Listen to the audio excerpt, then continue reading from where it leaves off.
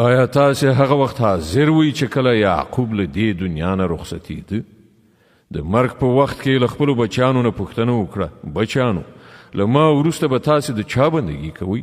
هغو ټولو په ځواب کې وویل: موږ به د همغه یو خدای بندګي کوو چې هغه تا او ستا پلرونو نیکونو ابراهیم، اسماعیل او اسحاق په خدایي منلی دی، او موږ همغه ته غاړه ایښودونکي یو. تلك أمة قد خلت لها ما كسبت ولكم ما كسبتم ولا تسألون عما كانوا يعملون. هغوی څه کسانو چې تیر شول، څه چې هغو ګټلي دي د هغو لپاره دي، او څه چې تاسې ګټئ هغه ستاسې لپاره دي. له تاسې نه به د دې پوښتنه ونه شي چې هغو څه کول. وقالوا كونوا هودا أو نصارى تهتدوا قل بل ملة إبراهيم حنيفا وما كان من المشركين. یهودیان وایي یهودیان شئ نو سمه لاره به ومومئ، عیسایان وایي عیسایان شئ چې هدایت درته وشي. دوی ته ووایه نه، بلکې د ابراهیم مسلک چې پاک و او ابراهیم له مشرکانو نه نه و.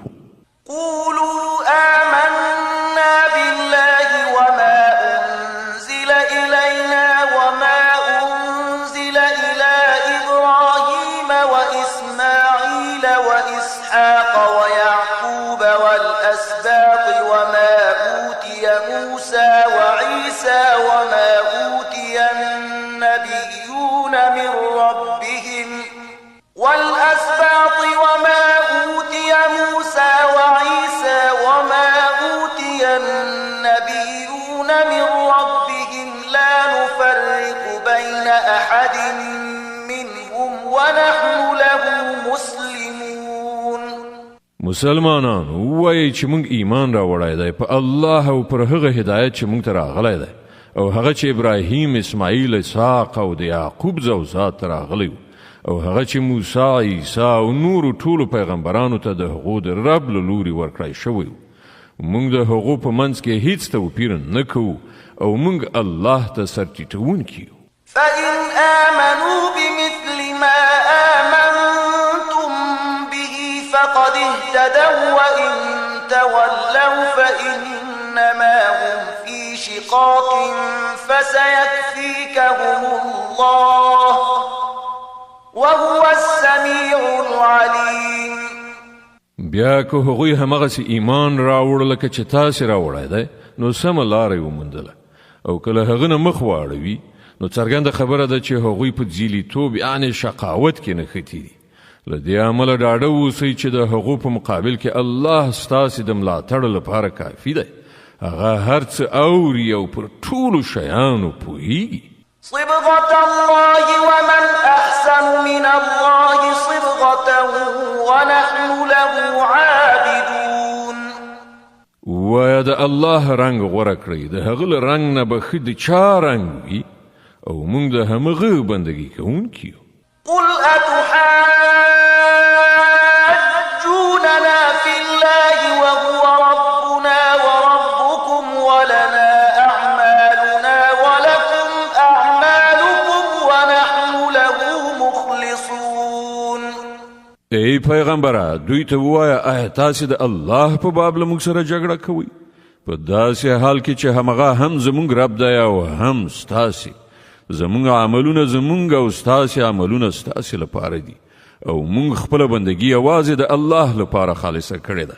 أم تقولون إن إبراهيم وإسماعيل وإسحاق ويعقوب والأسباط كانوا هودا أو نصارى قل أأنتم أعلم أم الله ومن أظلم ممن كتم شهادة عنده من الله وما الله بغافل عما تعملون.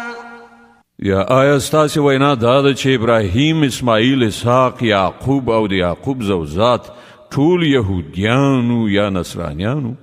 ووایه تاسې ډېر ښه پوهیږئ که الله له هغه چانه به لوی ظالم بل څوک وي چې د الله له لوري هغه ته د یوې شاهدۍ ذمهواري ورلغاړې شوې وي او هغه پټه کړي. ستاسې له حرکتونو څخه خو الله ناخبره نه دی. تلك أمة قد خلت لها ما كسبت ولكم ما كسبتم ولا تسألون عما كانوا يعملون.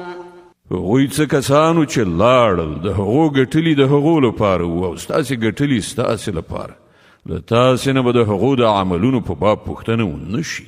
سيقول السفهاء من الناس ما ولاهم عن قبلتهم التي كانوا عليها قل لله المشرق والمغرب يهدي من يشاء إلى صراط مستقيم. ناپوهان به ارومرو وای پر دوی څه شوي دي چې په ناڅاپي توګه له هغې قبلې نه واوښتل چې مخکې د هغې لوري ته لمونځ کوو. ای پیغمبره، دوی ته ووایه ختیځ او لویدیځ ټول د الله دي، د الله چې هر چاته خوښه شي سمه لاره ورښیي. وكذلك جعلناكم أمة وسطا لتكونوا شهداء على الناس ويكون الرسول عليكم شهيدا وما جعلنا القبلة التي كنت عليها إلا لنعلم من يتبع الرسول ممن ينقلب على عقبيه وإن كانت لكبيرة إلا على الذين هدى الله وما كان الله ليضيع إيمانكم إن الله بالناس لرؤوف رحيم. او په همدې ډول مونږ تاسې یو امت وسط ګرځولي یاست تر څو تاسې په نړیوالو شاهدان او پیغمبر پر تاسې شاهد اوسي. پخوا چې تاسې کوم لوري ته مخ اړو هغه مو صرف د دې ښوونې لپاره قبله ټاکلې وه چې څوک د پیغمبر صلی الله علیه وسلم پیروي کوي او څوک په شا اوړي. دا کار خو ډیر سخت و، مګر د هغو کسانو لپاره هیڅ سخت ثابت نشو چې د الله له لارښوونې نه یې ګټه اخیستې وه. الله به ستاسې دا ایمان هیڅکله ضایع نه کړي. باور ولرئ چې هغه پر خلکو ډیر زیات مهربان او رحمت کوونکی دی.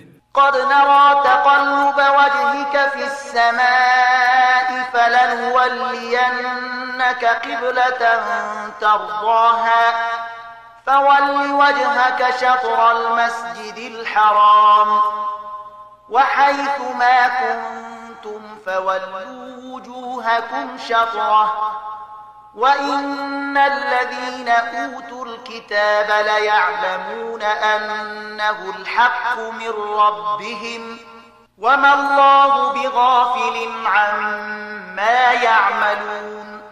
د آسمان لوري ته ستا بیا مخ اوښتل مونږ وینو. دا دی مونږ ته د هغې قبلې لوري ته ګرځوو چې ستا خوښیږي. د مسجد حرام لوري ته مخ وګرځوه. اوس چې تاسې هر چیرته اوسئ نو همغه لوري ته مخ واړوئ، لمونځ وکړئ. کوم خلکو ته چې کتاب ورکړی شوی دی ښه پوهیږي چې د قبلې بدلیدو دا امر د هغو د رب لخوا او حق دی. خو له دې سره چې دوی څه کوي الله ورڅخه ناخبره نه دی.